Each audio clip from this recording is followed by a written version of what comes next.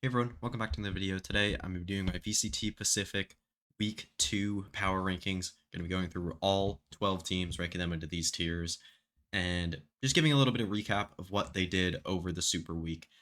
This week has been insane for Pacific. Like, as of recording this video, I just got done finishing the VODs, and it's the day, like, before I have to post the video for Pacific. That's like 2 days before it starts.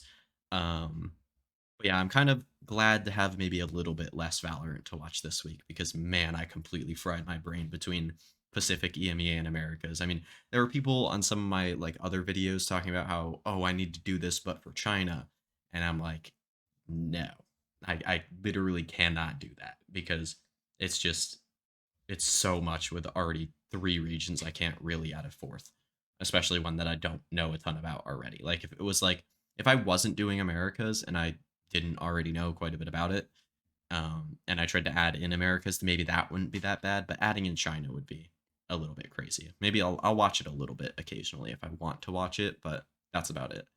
But yeah, before we get into stuff, I do need to shout a few things out. If you guys enjoy this video, make sure to leave a like, subscribe, really helps me out. As well as you can go check out my Twitter. Link is in the description, as well as my Discord, where I post weekly player rankings. Those are up for all 3 regions at this point, so you can go check those out.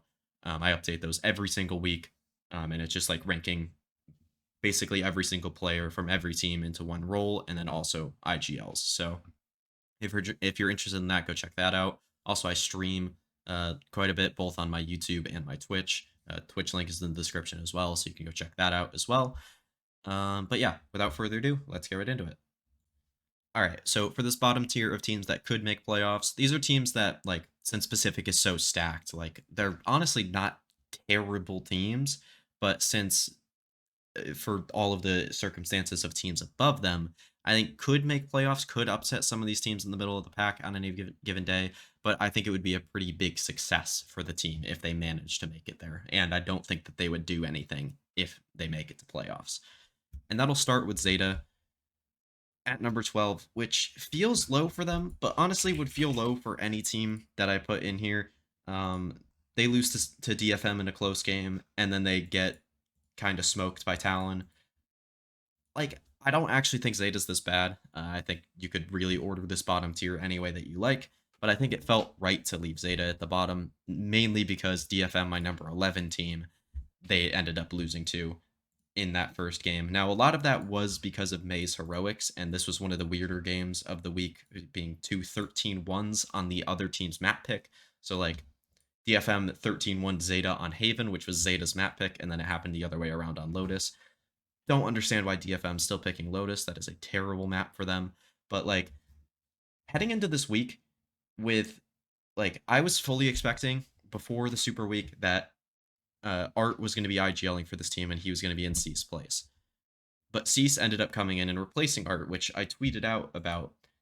And I said that it would literally move them up like multiple spots in my power ranking because of like how bad Art was for this team. Now, Cease wasn't great for this team, and I think the IGLing can still use a bit of work. There were a few rounds that they completely trolled throughout the split, or not the split, the 2 games here.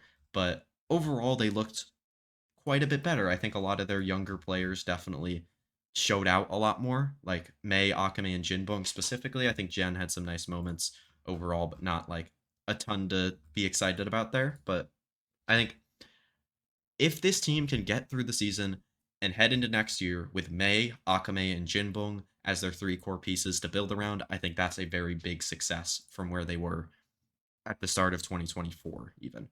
Just kind of getting players that can be really good into the future for you and continue building up a good roster. Then I have Team Secret, who is one of the weirdest teams of this week. They go in their first game, they beat Nongshim on Sunset and actually look pretty decent, playing a kind of boring comp with Zespi on Neon.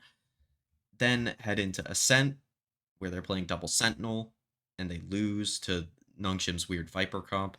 But Nizzy's playing Yoru, and then they head into Lotus, where they get 13-3'd, and Kelly S is playing Raze. So they have 3 different players playing 3 different duelists on all 3 maps, which is very, very weird. But then they head into this global game where global looked really good against RRQ. and they end up winning somehow with Kelly S playing the majority of the duelist on 2 maps, playing Raze, and then Corrode with Zespi still on the Neon. Now, if they could get Zespi off the Neon and have somebody else play that, I think that would be a very big success for this team, because when he played the Omen, Zespi looked amazing. 24, 28 and 14 against Global on this Lotus game, where, I mean, Global just couldn't fight A, like it on either side, really. I mean, I guess the A fights on defense or on attack were fine, but they didn't really do it too much from what I remember. Um, but like they literally just swapped the Cypher to the Killjoy from their first game against Nongshim, and I think Nizzy was playing the Viper in the first game, but was now playing the Killjoy, and then Wild Oreo was playing the Viper in that game. So they made a small comp switch, were able to get a lot better on that map, which I really like to see. And they're trending in a positive direction. Now, I don't think that having the amount of role swaps that they have is good for this team. And their ceiling, I think it kind of limits what they can actually get done this year. But I think in terms of giving them a higher floor, I think really helps them out.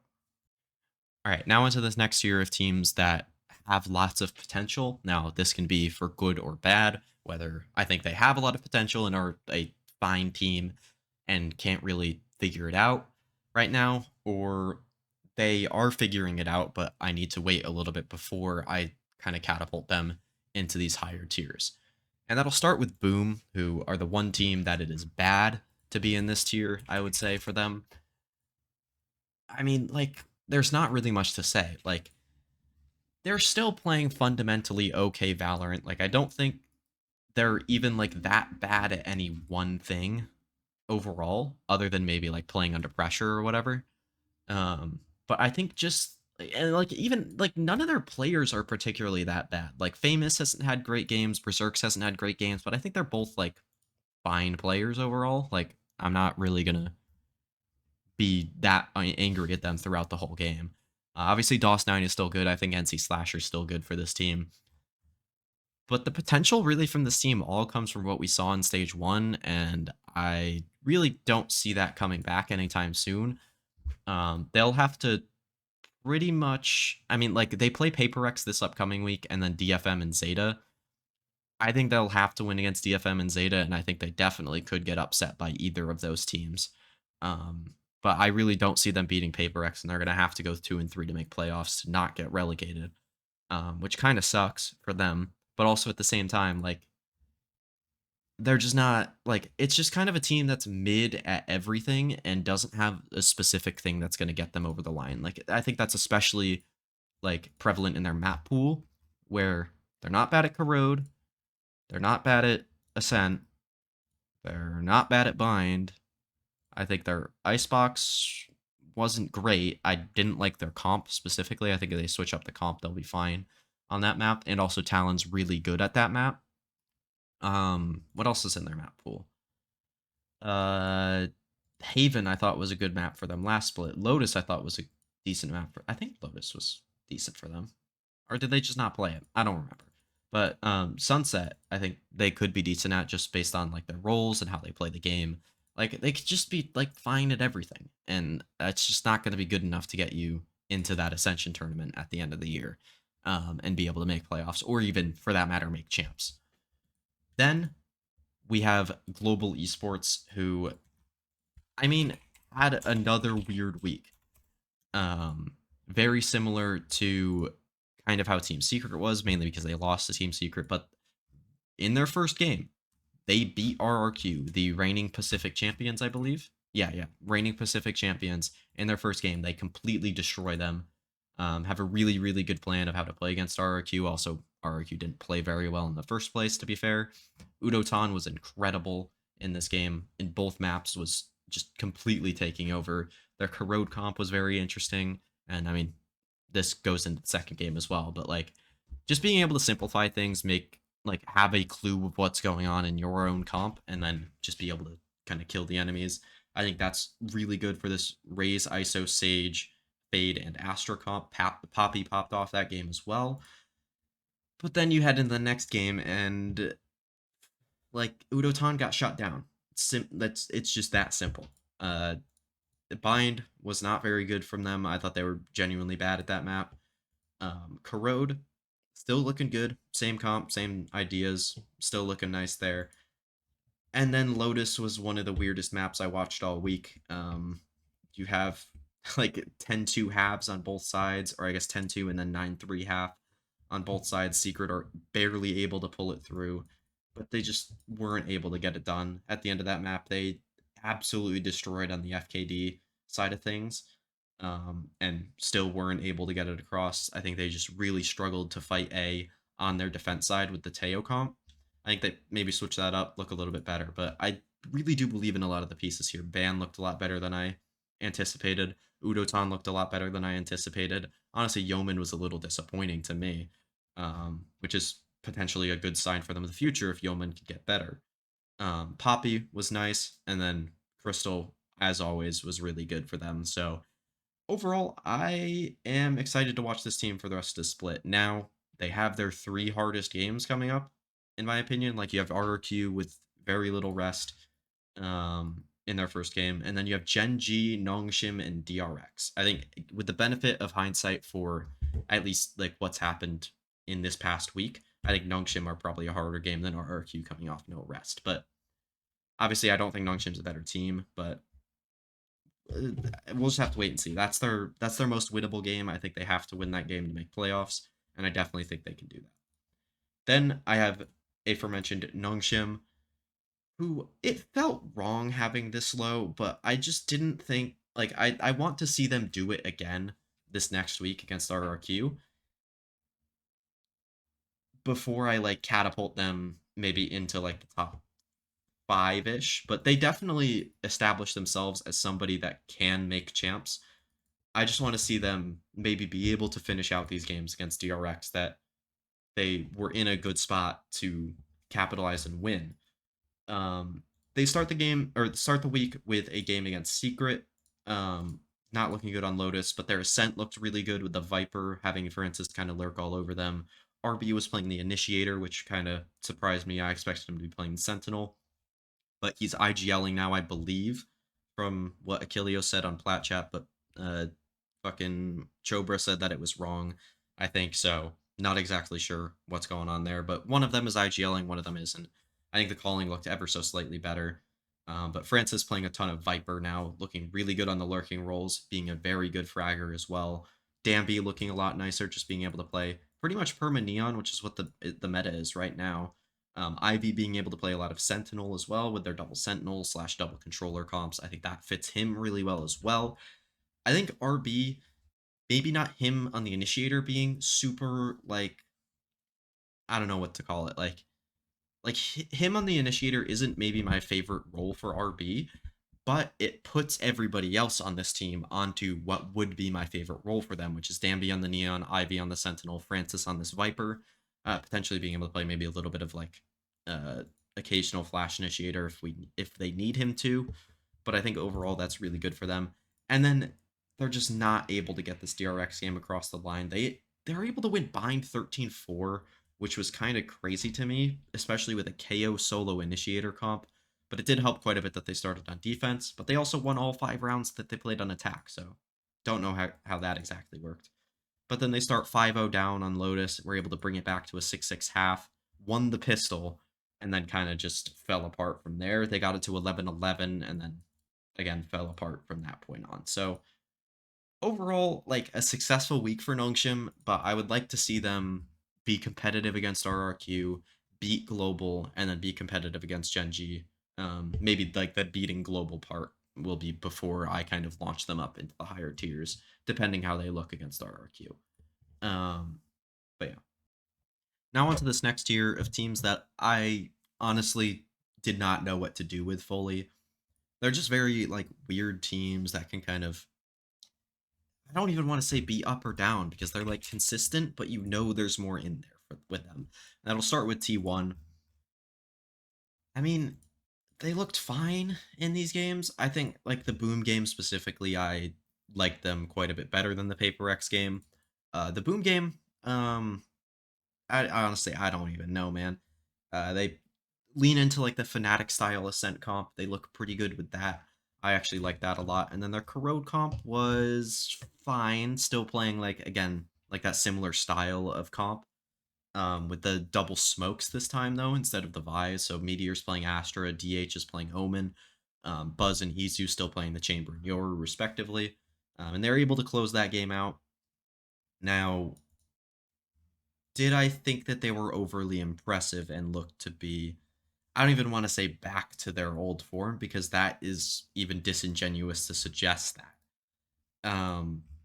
But like they played a close game against Paper X, so maybe people are thinking like, oh, like maybe they're better than like the 2-0 score indicates. But like, I don't know, man. Like I think they're picking good comps for themselves, but like this Paper X game, Izu should have been playing Sova because he's just running around like playing like a Sova drone for his team, just like jumping around, not even like trying to shoot the person, which it happened on both maps and every round, so it was very, very clearly a game plan thing with their Neon. Weren't able to pull it across the line in either map. Obviously, I think Paper X should have closed out Haven a lot easier, and Paper X's Lotus is really good, so I kind of expected that to be a little bit better. Now, the one thing with T1 is like the documentary in Sylvan. I didn't fully watch that. I just watched a lot of people talk about it, so I don't really have my own opinions on it. Now, I saw clips and stuff. Some of it didn't look good, but they're not playing with Sylvan anymore, so I'm not really going to think about that too much in terms of like strictly winning. I will talk about like the DH for Sylvan replacements. I noticed like it was like a little bit of a difference. I thought DH in their first game against Paper X was doing some really, really weird shit. But the second game against Boom, I think he looked a lot better, and that contributed to them looking a lot better overall as a team. So overall, I'm not like super down on T1. I think they can make playoffs, maybe sneak into champs off points, depending on who makes it to the finals. I don't fucking know, man. It's just a weird team. And the other team that I have in this tier is DRX, who continued to make weird changes. I said before like the split happened that I didn't care what roster they were playing with. Obviously, I still really don't. I think this is probably their best combination of five. You have Hyunmin playing the duelist, who in the first game looked quite bad. Now, was a lot of that due to him playing the Jet on Corrode and that being a complete disaster? Yes, they had no idea how to play that map and they picked it, which was interesting to say the least. Then they have a relatively close Haven that didn't really amount to anything. And then the Nongshim game, they didn't look great, but they were able to win the game, so I'll take it. Tianmin looking quite a bit better in that game. I think Flashback looked fine. I think Freeing was okay, kind of being a bit of a Teo merchant, in my opinion. Heading like from the previous meta. Like I think with how I rank this team being like top 3 in Pacific heading into the split, I kind of underestimated maybe how much of Teo merchants, like how much they relied on Teo, I guess is what I'm trying to say. Their bind was really bad, I will say that. Don't know what they were cooking there. They didn't pick it this time. At least they had a clue of how to play their map pick in Icebox, which was generally really or genuinely really good. But like they're they're fine. Again, like it's just like T1 in the sense that they're a fine team. I think this team has a lot more. I don't even think they have that much more upside because like they have slightly worse roster talent than T1 does because T1 obviously has Buzz, they have Izu, they have Meteor, and they have Stacks. DRX has Mako and Hyunmin, who I think are really good. Flashback is also pretty good. I think Estrella's an okay IGL. Freeing, in and out on right now. He does have really good aim, but the util usage on some of the newer agents for him was not quite there, in my opinion. So, like, I think they have more room to grow, though, is my thing. Like, I believe in Termi a little bit more to develop this team into maybe a team that can make champs and contend at champs, unlike T1, where I just think the vibes are so bad within that team. And, like, the lack of, like, being able to develop players, I think, is going to really hurt them for being able to make champs and whatnot.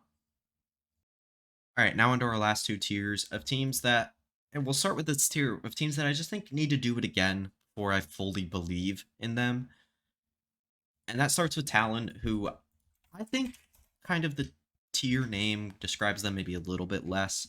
They're gonna get their 3 games easy, or their 3 easiest games early in Boom, Zeta, DFM, which I think is really good for a team like this to be able to build up momentum. Heading into their bigger games at the end of this split, which is T1 and Paper Rex. If they can beat either of those teams, I think they're a top 3 team in Pacific, and I would pick them to make champs. They looked really good.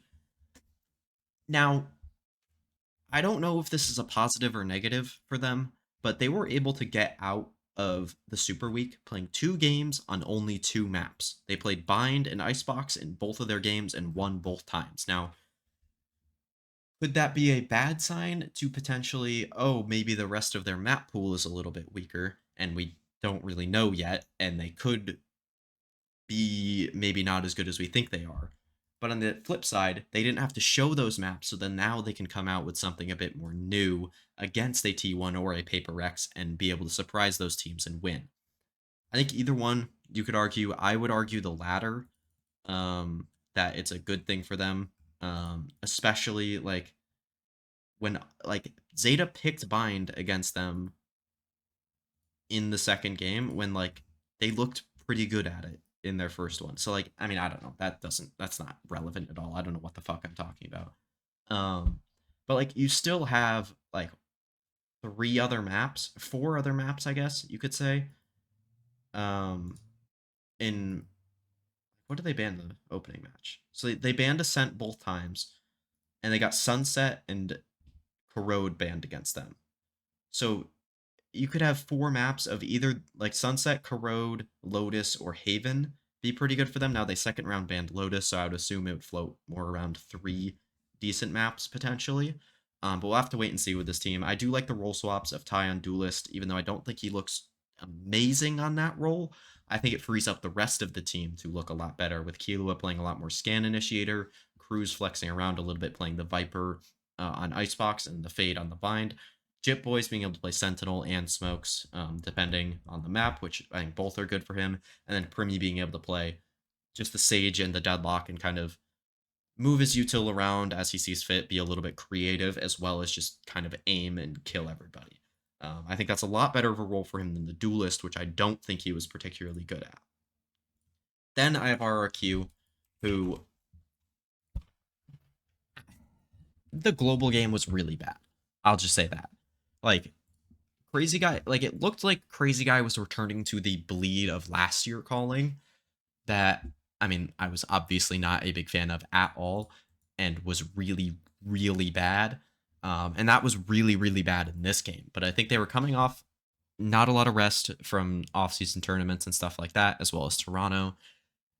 But then in their next game against Genji, they were able to rebound and look a lot better. I think all of their individual players looked better in this game against Genji. Specifically Jemkin and Munyet, I think were amazing. Cushy was awesome as well. Their Ascent attack side, I would like to see them not just insta-rush sites every round, especially when they're picking it. But, I mean, they could just not pick that map and be fine, I think. Obviously, their map pool might be a little bit weaker than other teams. Like, I would not expect this team. I mean, they played Corrode. I think their comp was pretty good, but they just had no idea how to play the map. They're banning Lotus, which was one of their best maps regionally in Pacific in Stage 1. They didn't end up playing Bind in either game, I don't think, right? Yeah, no. But they did float it against Global, and Genji insta-banned it, so I could see them being decent on a lot of the maps, but like Sunset was genuinely really good from them. Ascent was really bad, and then Haven I thought was really good as well. After having a really bad start to the first half, starting down 5-0. So overall, a lot of positives for RRQ. Heading out of that second game, I was really down on them heading into Split 2, but being able to beat Genji is a very, very good sign for this team. And then I don't really want to talk about it too much, but Genji and Paper Rex 1 and 2. I know Genji did end up losing to RRQ, but there was some weird stuff going on in that game. I think the Sunset wasn't very good from them. I'll just say that Texture kind of had a stinker in that game. I would fully expect him to not in future games, but Ash has been looking really good. Like Texture looked really good in the previous game. Foxy's still looking good. Karen's still looking good. Munchkin was flying in this RRQ game, and looked really good there. So overall, not like super down on Genji overall, but like obviously there is some concern there with losing that RRQ game, but I would fully expect them to go 3-0 with these last 3 games against Global, Secret, and Nongshim. And then Paper X, just I don't know, like they're Paper X, they're just doing their thing, playing this weird ass comp on Haven with the, I mean, God, what the fuck did TMV call it? He called it some weird ass shit on Plat Chat, and it was funny. Um, but like basically the comp, a lot of it on defense is like, oh, Forsaken's gonna go fight this, and then TP away on the Waylay, and then oh, something is right behind it when they go to try to punish the Waylay TP and insta kills like 3 of them. And then when he TPs away or dies, then Forsaken can repeak off of that contact and be amazing. And then also Jing's gonna walk up somewhere else, get fucking insane kill as well. Like they're just crazy. Haven was their permaban previously, so if they can be good on Haven, be still really good on Lotus, still really good at all the other maps, like if they can get Corrode to a good spot, I mean, be okay on Bind, be okay on Ascent, and then be obviously really good on Sunset, really good on Icebox, okay on Haven, really good on Lotus. Like I think that's a good map pool for this team. But yeah, with that, that's my power rankings for this video. Now onto my pick'ems. All right, so we'll start with Genji Global, which I think is a pretty easy game. I'm gonna pick Genji, kind of opposite ends of my power rankings, heading into this game. Now, I think there's some upset potential. Global could do some weird things, pick Corrode, be good against Genji, but Genji also was playing the Sage in their game against DRX, so I think they could also simplify a lot of stuff with that agent, maybe be just overall a better team than Global, and end up winning that game. Then Talon, DFM. I'm gonna pick Talon in that game. I think Talon's looked really consistent so far. DFM, opposite of consistent. They've looked really good in certain game or certain maps even, and then not so good in other ones. So just fully depends on what individuals show up for DFM, whether it be Mei, Jinbong, or Akame. I think any of those guys could pop off at any given moment, and win them, and potentially win them that game. I think they could be really competitive against Talon, but I don't think that they'll end up winning. Then I have T1 over Zeta, pretty easy. T1 just being a decent, consistent team. You obviously expect more from them, but I don't think that they'll lose against Zeta, who did not look very good. Then RRQ, I have beating Nongshim. This is easily the game of the week. 2 of the better teams in Pacific. Two really good teams in Pacific, actually. I wouldn't say 2 of the better teams because I have other teams over Nongshim, which is kind of crazy. But I think this is like a true like 55-45 game in favor of RRQ, and Nongshim definitely has a chance to pull out the win here. But also they have Chober on their team, so they won't close out any close games. I think we know that by now. I mean, even RRQ knows a ton about that. Then DRX, Team Secret, pretty easy. Same deal as the Zeta game, where I think DRX should be able to win this game, but there is some upset potential, I think. Secrets look decent in certain maps. I think they can maybe pull it through against DRX, but I still fully expect DRX to win that game. Then Paper X beating Boom. That's very, very easy. So these are my pick'ems. Let me know what you guys think in the comments below, and I'll see you guys in the next one. Peace.